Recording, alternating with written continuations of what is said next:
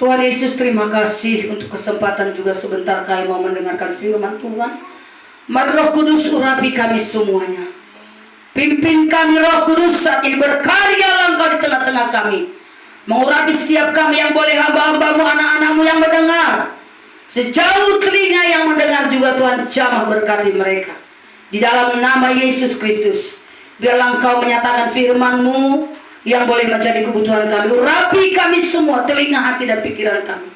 Bila ada kuasa kegelapan, segala roh jahat kegelapan iblis yang mengganggu, menghalangi pengertian dan pendengaran kami, kami patahkan dalam nama Yesus. Kami mau fokuskan hati dan pikiran kami kepada firman Tuhan. Kuduskan hamba-Mu, urapi hamba-Mu. Sampaikan isi hati Tuhan bagi kami. Kami siap mendengarkan firman Tuhan di dalam nama Tuhan Yesus Kristus. Haleluya. Amin. Ya, silakan duduk Bapak Saudara. Puji Tuhan. Shalom. Shalom. Haleluya. Puji Tuhan Bapak Saudara dikasih Tuhan. Kembali kita boleh berjumpa dan kita boleh kembali menikmati firman Tuhan. Ya, dalam minggu kemarin kita sudah belajar bagaimana Daud memiliki hati yang melekat kepada Tuhan. Ya, memiliki hati yang melekat dan dekat kepada Tuhan. Sehingga Daud selalu diluputkan dari setiap musuhnya. Daud mendapatkan pertolongan. Daud berkenan di hati Tuhan. Karena Daud sangat mencintai Tuhan. Haleluya. Saudara mau sungguh mencintai Tuhan? Saudara mau sungguh mengasihi Tuhan? Haleluya. Haleluya, puji Tuhan. Saudara, kembali kita boleh belajar firman Tuhan hari ini. Mari kita buka Alkitab kita dalam 2 Petrus. 2 Petrus pasal yang ketiga, ayat yang pertama sampai ayat yang ke-13.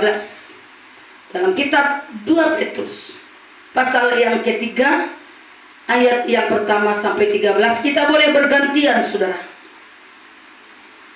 Saya membaca ayat yang pertama. Saya minta Bapak Ibu Saudara baca ayat yang kedua, supaya kita sama-sama boleh diberkati lewat firman Tuhan. Sudah dapat, saudara? Di situ perikopnya apa? Hari Tuhan. Ya, saya mulai. Saudara-saudara yang kekasih, ini sudah surat yang kedua yang kutulis kepadamu. Di dalam kedua surat itu, aku berusaha menghidupkan pengertian yang murni oleh peringatan-peringatan. Supaya kamu mengingat akan perkataan yang dahulu telah diucapkan oleh Nabi Kudus dan yang menetapkan kita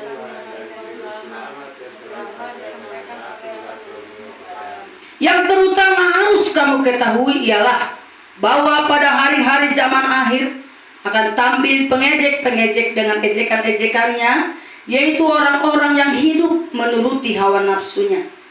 Kata mereka, di manakah janji tentang kedatangannya itu? Sebab jika bapak-bapak menurut kita meninggal, segala sesuatu tetap seperti semula pada waktu dunia diciptakan. Mereka sengaja tidak mau tahu bahwa oleh firman Allah langit telah ada sejak dahulu, dan juga bumi yang berasal dari air dan oleh air.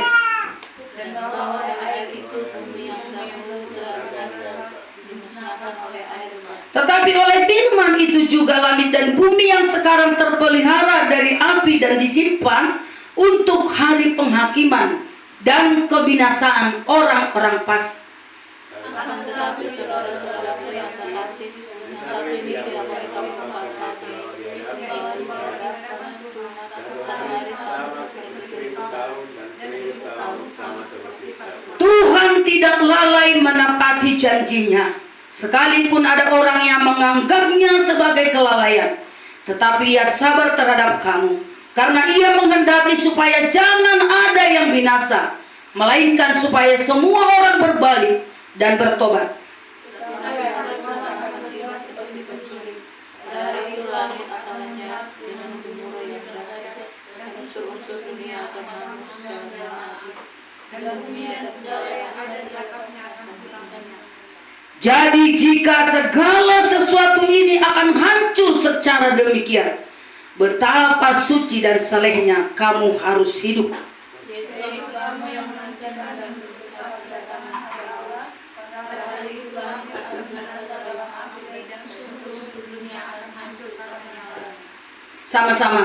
Tetapi sesuai dengan janjinya, Kita menantikan langit yang baru dan bumi yang baru, di mana terdapat kebenaran. Ya, puji Tuhan, saudara. Rasul Petrus menuliskan satu surat, boleh mengingatkan kepada orang-orang kudus termasuk saudara dan saya. Ya, di sini dikatakan tentang langit dan bumi yang baru. Berarti satu saat juga firman Tuhan katakan langit dan bumi yang sekarang ini akan binasa. Haleluya. Jadi banyak orang menggantungkan harapannya, menggantungkan cita-citanya, setiap pergumulannya hanya sekadar di bumi yang sekarang. Saudara jangan lupa, ada langit dan bumi yang baru. Haleluya. Satu saat dikatakan langit dan bumi ini akan hancur, dan juga unsur-unsurnya. Apakah unsurnya itu?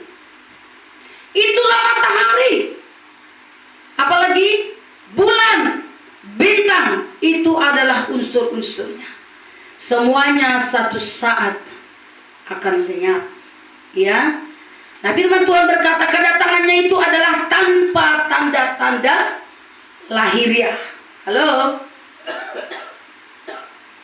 Banyak manusia melihat tanda-tanda lahiriah. Kalau sudah gelap seperti kemarin, hujan mau turun, semuanya orang pada berharap. Oh, ternyata bukan, hanya gerimis. Seperti itu ya. Itulah tanda-tanda lahiriah. Tetapi dikatakan tadi di situ, kedatangan Tuhan itu tidak ada tanda-tanda lahiriah. Itu sebabnya banyak orang tidak peduli tentang siapa Tuhan. Banyak orang tidak peduli kapan kedatangan Tuhan. Itu sebabnya dikatakan di situ, coba tolong bantu saya. Ayat yang keempat. Ayat yang keempat, tolong dulu.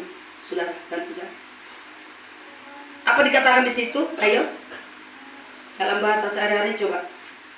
Dalam bahasa kini. Iya. Dalam bahasa kini ayat 4. Dengan berkata begini, katanya Tuhan berjanji akan datang. Iya. Sekarang di mana dia? Bapak-bapak leluhur kita sudah meninggal, tetapi segala-galanya masih sama saja seperti semenjak terciptanya Allah. Haleluya. Katanya Tuhan mau datang. Dari dulu mungkin bertahun-tahun para nabi, para rasul, para hamba-hamba Tuhan, semuanya pada bernubuat, semuanya pada menyatakan firman Tuhan bahwasanya Tuhan akan datang. Nah, dikatakan sampai sekarang sama saja. Kapan sih datangnya? Jadi banyak orang tidak peduli lagi. Hanya orang santai, udahlah. Dari dulu kok Tuhan katakan dia akan datang. Tetapi sekarang, lihatlah semuanya sama saja. Tuhan belum datang-datang juga. Coba terus. Mereka sengaja tidak mau mengaku bahwa dahulu kala Allah menciptakan langit dan bumi atas sabdanya. Bumi terus. dijadikannya dari air dan dengan air. Terus. Dan dengan air juga, yaitu air dari banjir besar, dunia purbakala itu dibinasakan.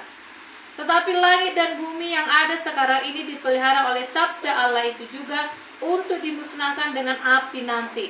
Sekarang langit dan bumi masih dipelihara sampai pada hari orang-orang yang jahat dihukum dan dibinasakan. Pada zamannya Nuh, langit dan bumi semuanya, bumi selesai. Bumi selesai. Tapi Tuhan berjanji tidak akan lagi sampai hari kedatangan Tuhan. Makanya dikatakan kenapa sampai sekarang langit dan bumi masih terpelihara? Apa yang memelihara tadi dikatakan di situ? Firman Allah. Jadi kalau sekarang bumi masih ada, kalau sekarang masih semuanya biasa saja, itu karena ada firman Allah yang memelihara itu. Tetapi jangan lupa, untuk apa masih terpelihara sampai hari ini langit dan bumi? Tadi dikatakan untuk apa? Untuk apa tadi dikatakan di situ? Untuk dihukum, untuk sampai orang-orang binasa dihukum. Untuk menantikan orang-orang yang fasik, orang-orang yang mau binasa dihukum. Menanti pertobatan orang-orang yang berdosa. Makanya tadi dikatakan di sana ayat yang ke-8, akan tetapi saudara-saudaraku yang kekasih, yang satu ini tidak boleh kamu lupakan, yaitu apa? Bahwa di hadapan Tuhan satu hari sama dengan 1000 tahun, dan 1000 tahun sama dengan Haleluya. Bagi kita aja sekarang tahun berapa? Saudara mungkin katakan sekarang tahun 2025. Oh belum. Ini masih tahun 2022 contohnya. Kita tahu. Tetapi bagi Tuhan waktu itu sama saja. Tetapi satu hal, Tuhan dikatakan di situ tidak lalai menepati janjinya. Sekalipun banyak orang berkata kapan sih kedatangannya, dari dulu sampai sekarang belum datang-datang juga. Tetapi dikatakan di situ di ayat yang selanjutnya 9. Coba baca dulu. Ayat yang ke-9. Ya. Tuhan tidak lambat memberi apa yang telah dijanjikannya, Ya. walaupun ada yang menyangka demikian.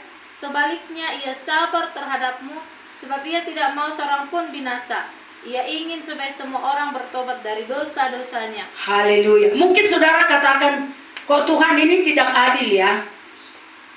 Kok Tuhan ini lambat sekali ya menjawab doa saya? Kenapa ya? Seperti itu ya. Tetapi dikatakan di situ ada waktu Tuhan. Kenapa sampai sekarang belum terjadi, belum Tuhan datang? Tuhan masih menantikan orang-orang yang berdosa supaya mereka bertobat. Itu yang Tuhan tunggu. Haleluya. Amin.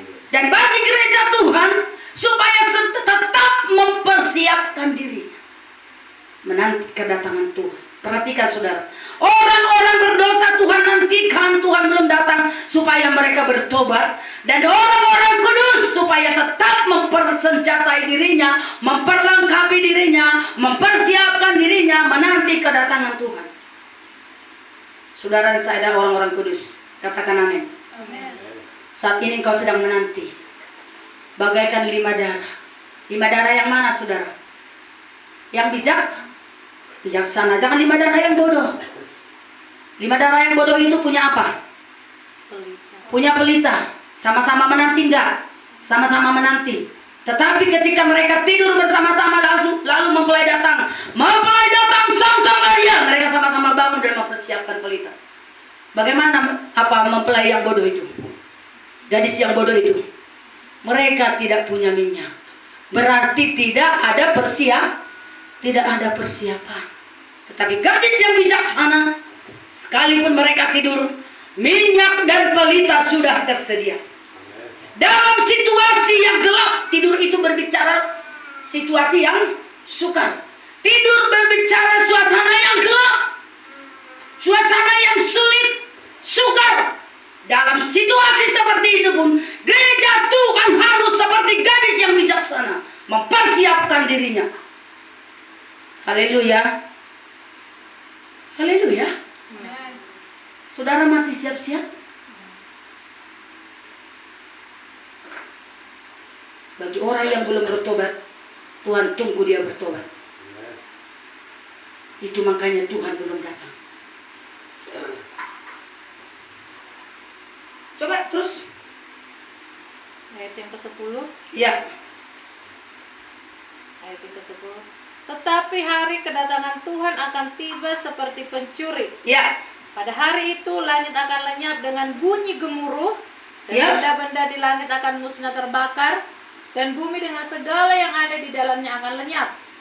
Satu saat langit dan bumi dan segala unsurnya akan lenyap. Perhatikan saudara. Terus? Ayat ke-11. Ya. Karena semuanya itu akan dihancurkan dengan cara yang demikian. Karena semuanya itu akan dihancurkan dengan cara yang seperti tadi dikatakan yang demikian. Terus, Bagaimanakah seharusnya kalian hidup? bagaimana seharusnya Anda hidup? Kalian harus hidup suci dan khusus untuk Allah. Ini adalah untuk orang-orang yang mempersiapkan diri gereja Tuhan. Haleluya. Kalau satu saat itu terjadi, unsur-unsur dunia akan hancur, bumi juga akan lenyap. Bagaimanakah saudara? Ini adalah surat Petrus kepada orang-orang kudus. Apakah yang Anda harus lakukan? Di situ pertanyaan. Halo, apa yang harus kau lakukan? Apa yang harus dikatakan di situ dilakukan? Kalian harus hidup suci dan khusus. Kalian harus hidup suci dan dikhususkan. bukan kudus di situ ya. Khusus. Dikhususkan. Kalian harus hidup suci dan dikhususkan. Apa maksudnya dikhususkan? Hidupmu sepenuhnya untuk melayani dan memuliakan Tuhan. Itu namanya dikhususkan. Mau dikhususkan bagi Tuhan? Mau? Ini nanti lu sibuk dengan dunia ini. Sibuk dengan perkara-perkara daging terus. Karena kedatangan Tuhan itu bagaikan pencuri pada malam hari. Semuanya sama saja. Dalam Lukas 17, coba kita lihat dulu.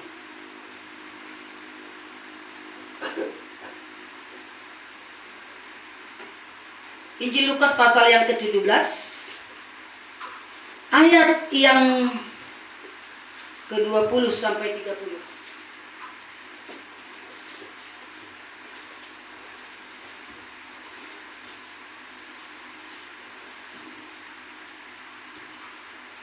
Kita kembali bergantian saudara. Biar kita sama-sama juga boleh sambil kita renungkan ini firman Tuhan sambil kita membaca. Sudah dapat? Amin. Saya membaca pertanyaan ke-20, saudara baca 21, nanti 30 kembali kita bersama. Ya. Atas pertanyaan orang-orang Farisi, apabila kerajaan Allah akan datang, Yesus menjawab, katanya, kerajaan Allah datang tanpa tanda-tanda lahiriah. Juga orang tidak dapat mengatakan, lihat, ia ada di sini atau dia di sana. Sebab sesungguhnya kerajaan Allah ada di antara kamu. Dan dia berkata kepada murid-muridnya, akan datang waktunya kamu ingin melihat satu daripada hari-hari anak manusia itu, dan kamu tidak akan melihatnya.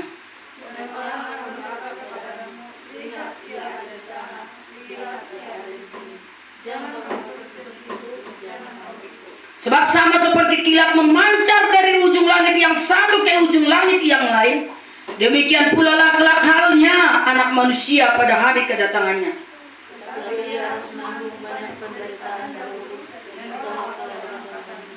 Dan sama seperti terjadinya pada zaman Nuh, demikian pula lah halnya kelak pada hari-hari anak manusia.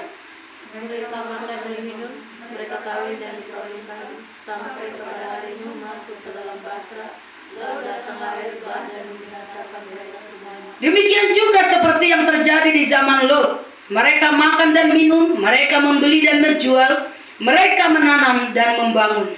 Tetapi pada Lot pergi keluar dari Sodom, Tuhan memberikan api yang kemudian belerang ke dalam langit dan membinasakan mereka semua. Sama-sama. Demikianlah halnya kelak pada hari di mana anak manusia menyatakan dirinya. Oh iya, kita tahu pada saat nanti kedatangan Tuhan tidak ada tanda-tanda lahiriah. Kalau ada tanda-tanda lahiriah berarti orang semua mempersiapkan diri. Haleluya. Semua orang mempersiapkan diri kalau ada tanda-tandanya. Anda kalau ada pencuri mau masuk, kau tahu dia masuk, Anda tahu dia masuk, pasti Anda sudah berjaga-jaga, nggak tidur semalaman. Sudah siapkan di situ pentung, sudah siapkan apa segala sesuatu untuk melawan itu pencuri. Tetapi ternyata kedatangan anak manusia tidak ada tanda-tanda lahiriah. Ada contoh pada zamannya siapa? Nuh. Pada zaman Nuh itu semuanya biasa saja. Bagaimana dikatakan? Mereka kawin dan mengawinkan, makan dan minum. Itulah dosa akhir zaman. Perhatikan. Itulah keadaan akhir zaman. Orang semuanya pada sibuk tentang kawin dan mengawinkan. Sibuk tentang makan dan minum, pesta pora. Jadi orang tidak peduli lagi dengan yang namanya agama. Itu firman Tuhan. Kita pesta kapan? Di sana, tanggal sekian di sana. Oh iya, pesta di sana, kita di situ yang paling penting. Contohnya ya, sibuk dengan itu. Tanpa mempersenjatai, tanpa mempersiapkan dirinya pada menantikan ataupun untuk menantikan kedatangan Tuhan. Tapi saudara, saya tidak seperti itu. Haleluya. Saudara harus sadar. Kedatangannya tidak ada tanda-tanda, sama seperti sekarang.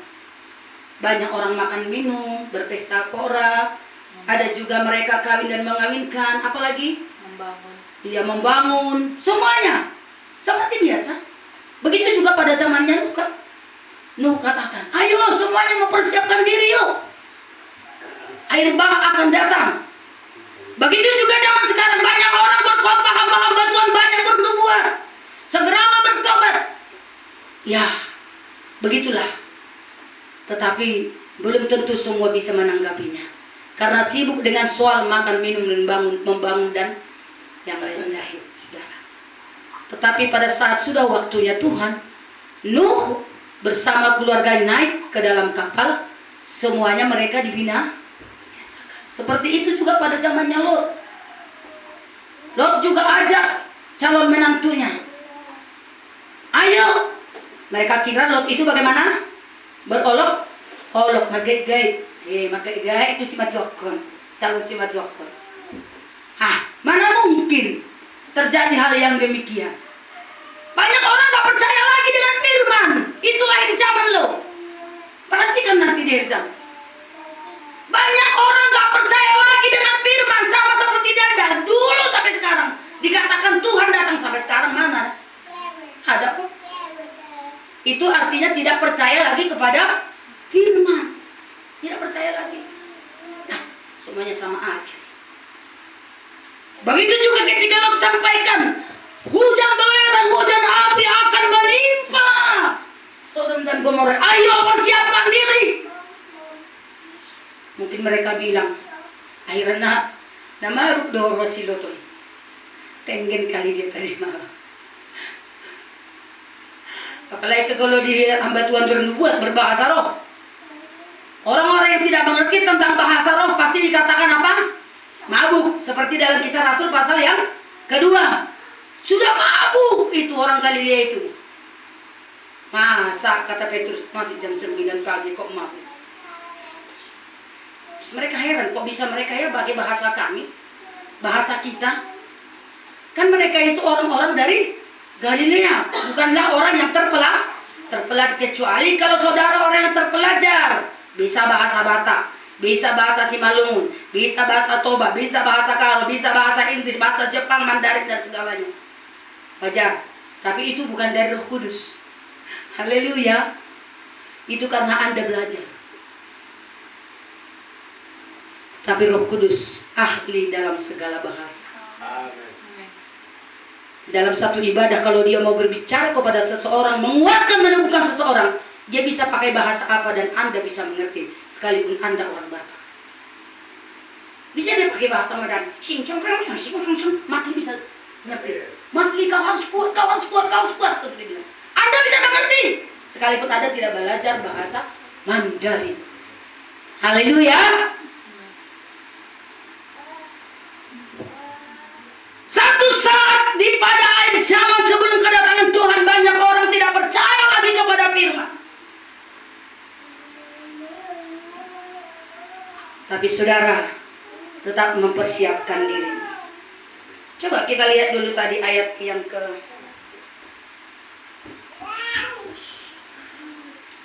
ke-22. Coba bantu dulu saya dalam bahasa sehari-hari, bahasa masa kini. Coba. Iya. Lukas 17 ayat yang ke-22. Ya. Setelah itu Yesus berkata kepada pengikut-pengikutnya, Ya. akan datang waktunya kalian ingin melihat satu hari dari hari-hari Anak Manusia, tetapi kalian tidak dapat melihatnya. Terus. Nanti orang akan berkata kepadamu, lihat di situ atau lihat di sini, tetapi janganlah kalian keluar mencari dia. Ya. Sebagaimana kilat memancar di langit dan bercahaya dari ujung ke ujung, begitulah juga nanti kedatangan Anak Manusia pada harinya. Ya, stop. Satu saat nanti banyak ajaran sesat. Ada yang mengaku dia adalah Mesias. Tuhan ada di sana, pengajaran luar biasa ada di sana. Saudara jangan percaya. Tuhan datang dan dia ada turun di pucuk bukit. Contohnya, saudara jangan buru-buru pergi ke pucuk bukit. Baca dong firman Tuhan. Haleluya.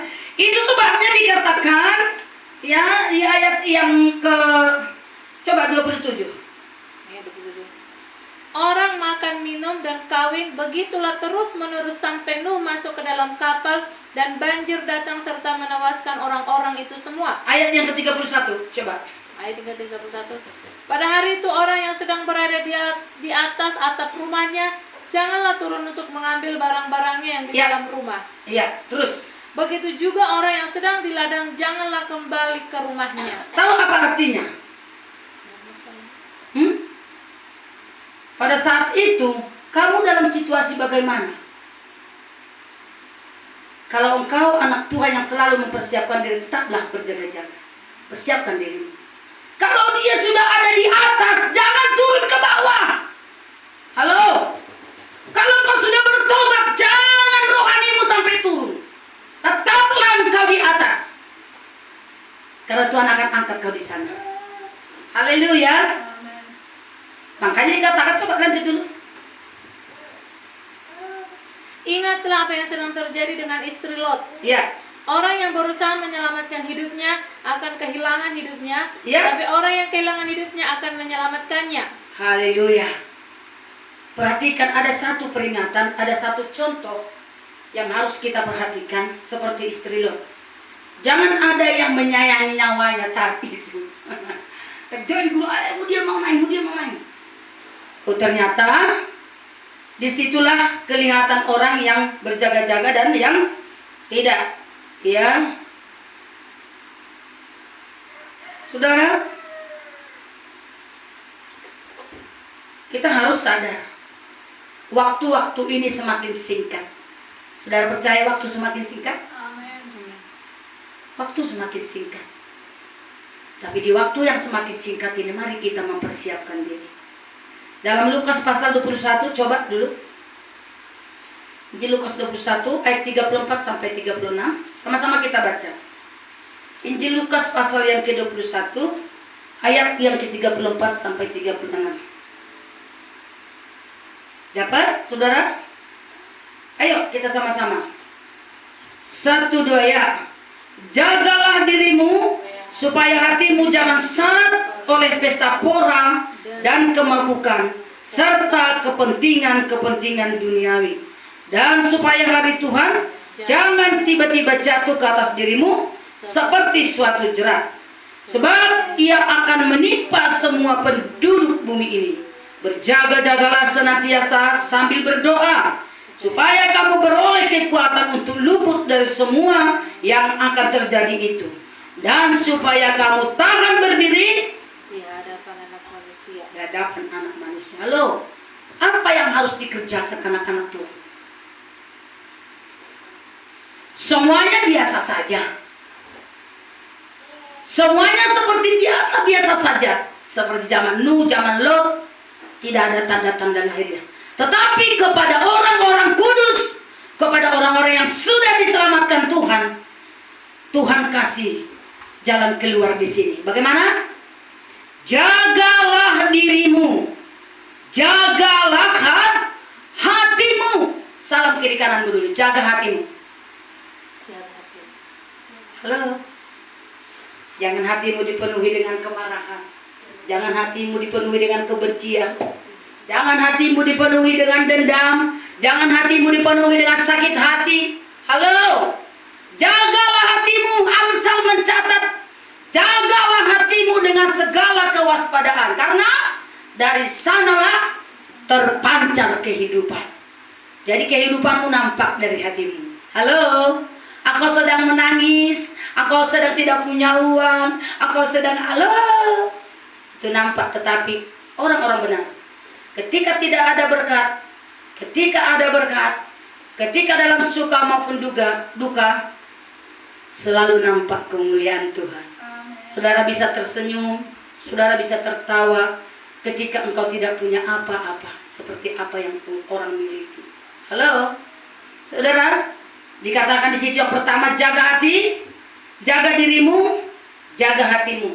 Ini nanti sibuk menjaga diri orang lain, ngomongin orang, gosipin orang, dirinya aja belum tentu bagaimana. Si anu itu begini, si anu itu begini. Diperiksa sudah kehidupan di jolma. Alai diri nada yang diperiksa. Sekarang kita periksa, jaga diri kita, jaga hati kita. Supaya satu saat kedatangan Tuhan jangan seperti jerat. Kalau dikatakan jangan seperti jerat, tahu nggak? Kalau dijerat itu terkejut, tiba-tiba ternyata dia sudah kena perangkap. Tapi kita yang berjaga-jaga, yang menjaga hati, yang menjaga diri kita, pasti tidak sama seperti itu. Haleluya. Ayat yang ke-35, 36. Oh, 35. Sebab ia akan menimpa siapa? Semua penduduk bumi. Coba ayat 35 baca dulu yuk. Sebab ia akan menimpa semua penduduk bumi ini. Berarti kalau dikatakan semua, siapa aja? Dari golongan yang paling atas sampai golongan yang paling bawah. Dari orang yang jabatannya tinggi sampai rakyat jelata. Dari kulit hitam sampai kulit putih. Dari orang yang bodoh sampai kepada orang yang cerdas. Semua ditimpa oleh petaka kedatangan Tuhan. Seluruh penduduk bumi. Haleluya. Perlu kita perhatikan, saudara. Coba dibaca dulu selanjutnya ya.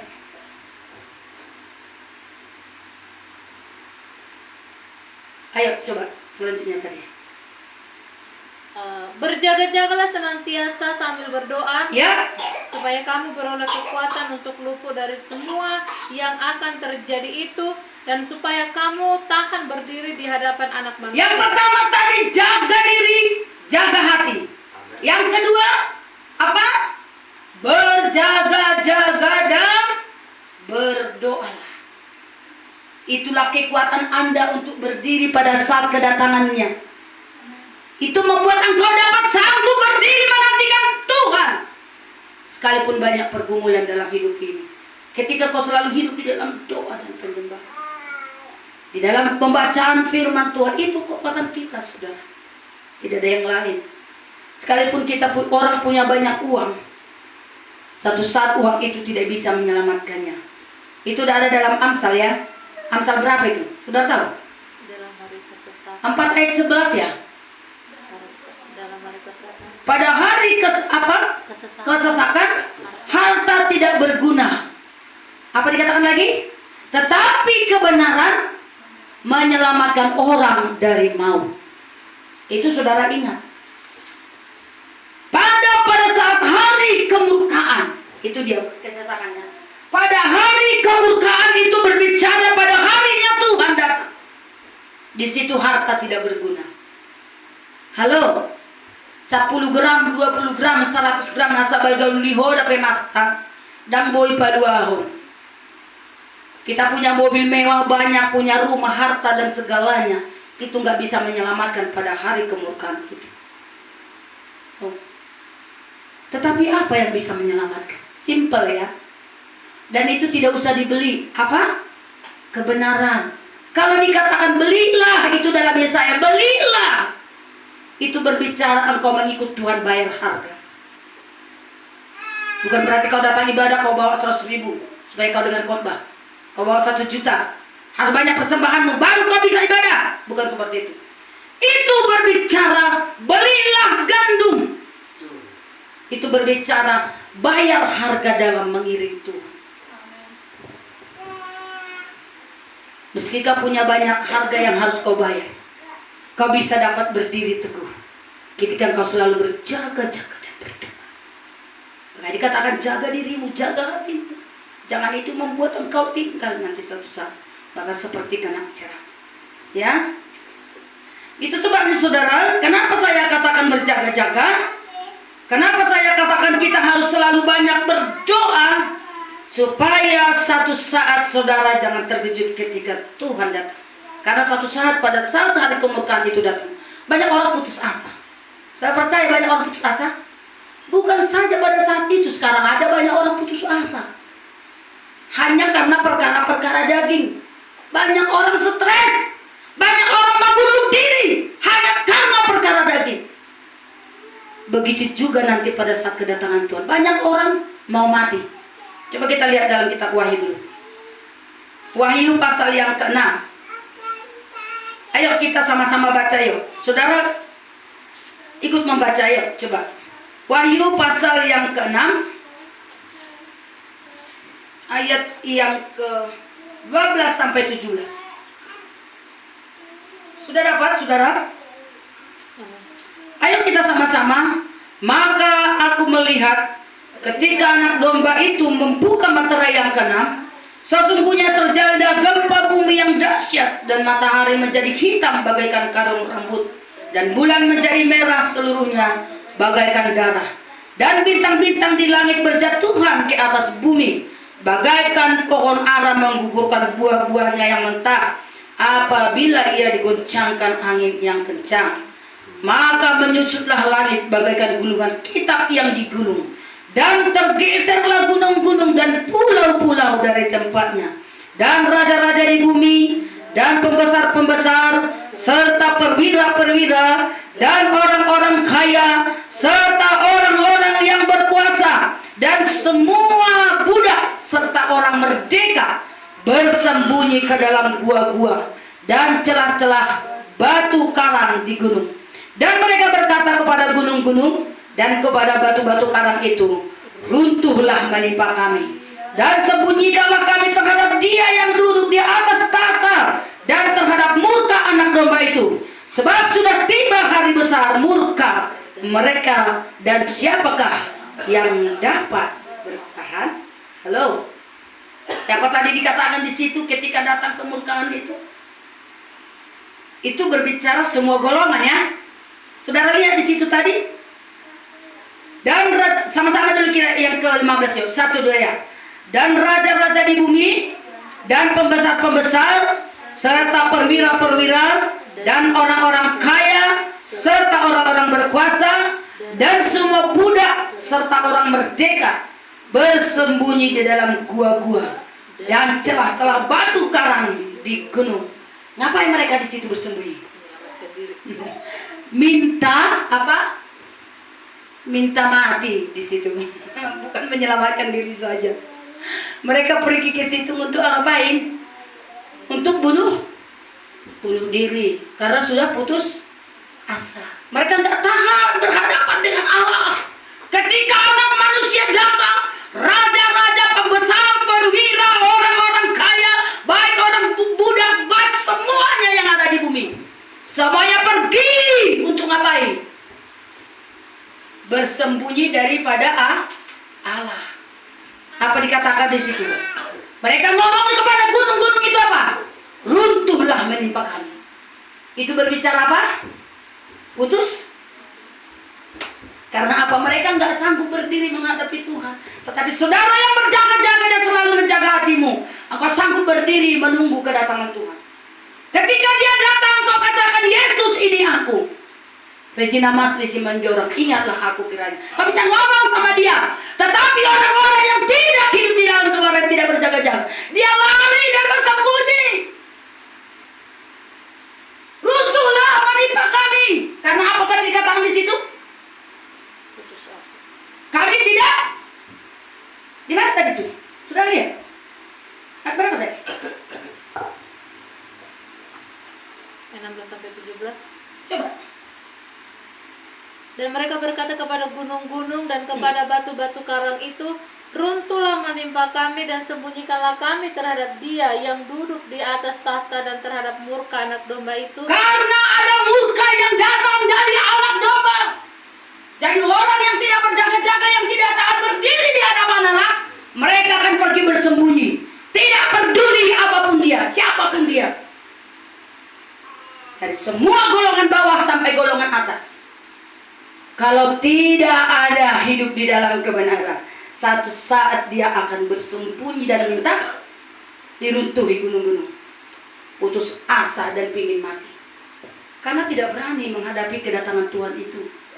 Tapi makanya dikatakan saudara berjaga-jaga, supaya satu saat nanti kau sanggup berdiri di hadapan anak manusia ketika Dia datang. Saudara, saya harus selalu siap sedia, berjaga-jaga menanti kedatangan Tuhan. Haleluya.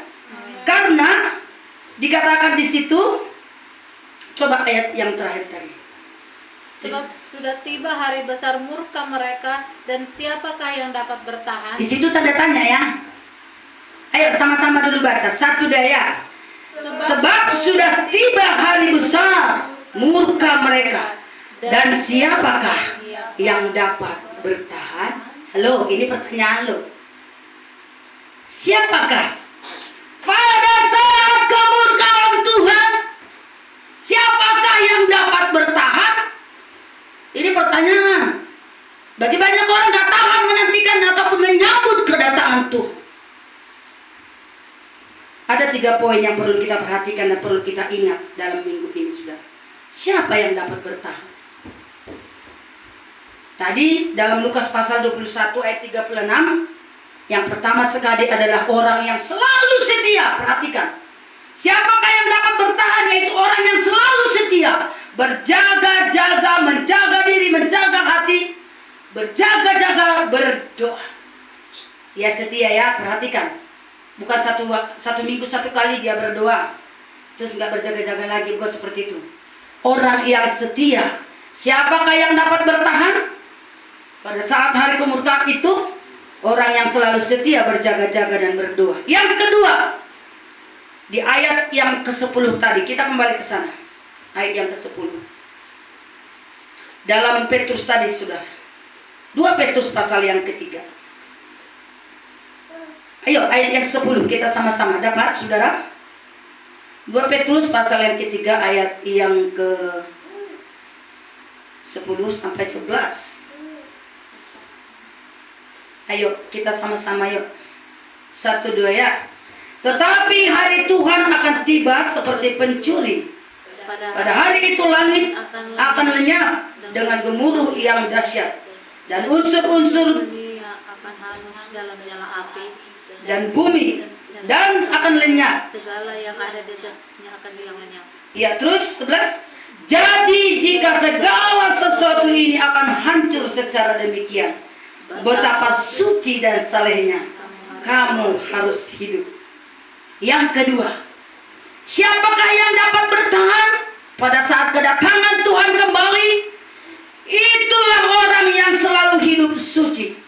Perhatikan, hidup suci, hidup kudus, menjaga dirinya dari kecemaran-kecemaran dunia, menjaga dirinya dari kejahatan-kejahatan dunia, menjaga dirinya dari nafsu-nafsu dunia, menjaga dirinya dari dosa dan pelanggaran yang menyimpang dari firman. Orang yang hidup suci dan apa dikatakan? Saleh. Kalau dalam bahasa tadi apa dikatakan di situ, Mas Li?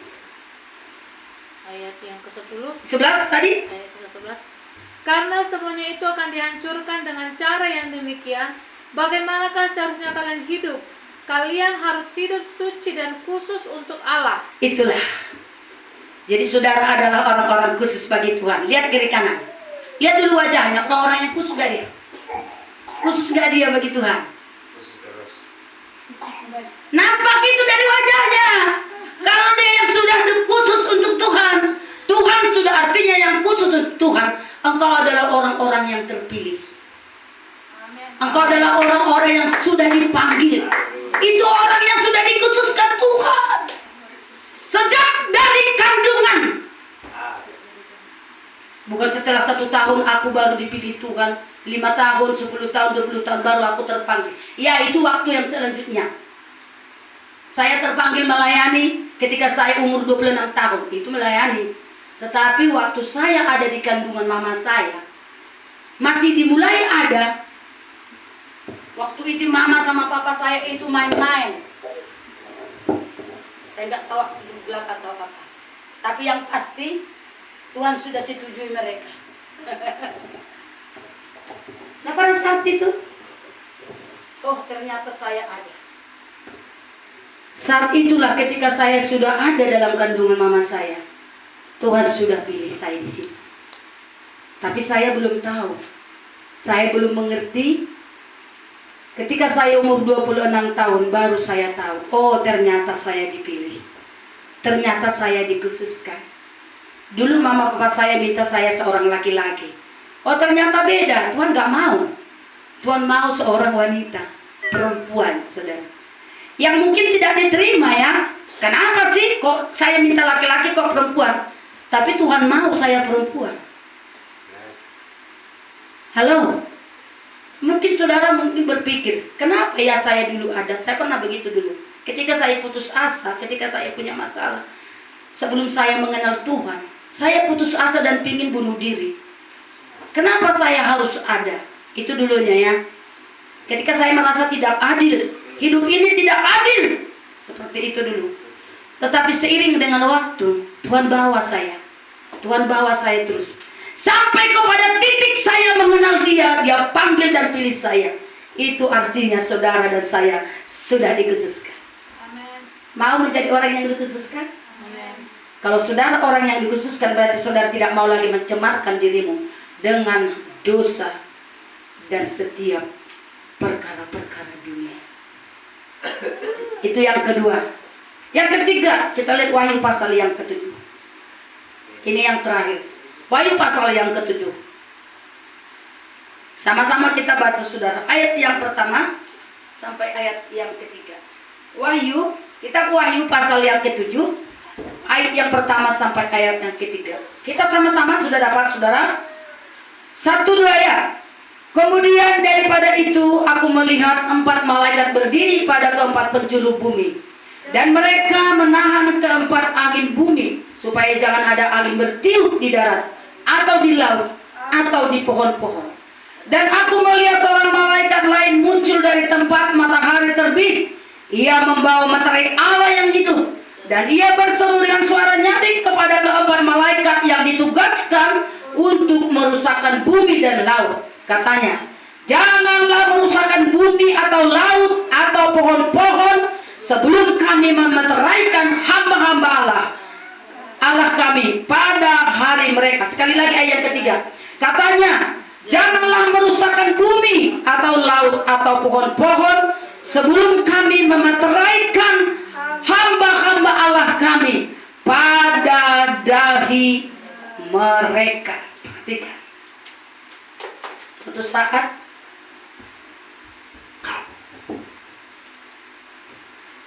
ketika materai itu dibuka. Materai keberapa tadi? Keberapa tadi? Sedang perhatikan. Materai keberapa tadi dibuka? Keempat.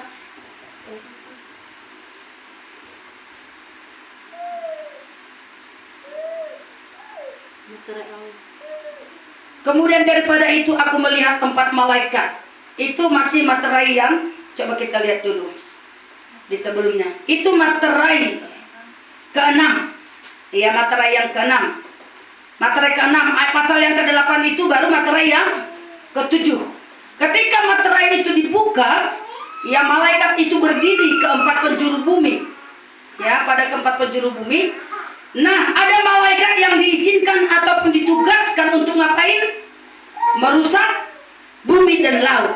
Tetapi perhatikan di ayat yang ketiga, katanya, janganlah merusakkan bumi atau laut atau pohon-pohon sebelum kami memeteraikan hamba-hamba Allah kami. Pada apa? Yang ketiga, siapakah yang dapat berdiri menyambut kedatangan Tuhan? Orang yang sudah memiliki materai Allah di dahinya. Ini sudah sering kita bahas ya tentang materai ya. Ada berapa materai? Hanya ada 2 materai. Materai antikris dan materai Allah. Halo. Kalau di dahi kita tidak ada materai Allah, satu saat antikris bisa buat taruh materainya dia. Sebabnya mulai sekarang, taruh di dahi kita materai Allah. Materai itu berbicara apa? Saya katakan pernah di sini.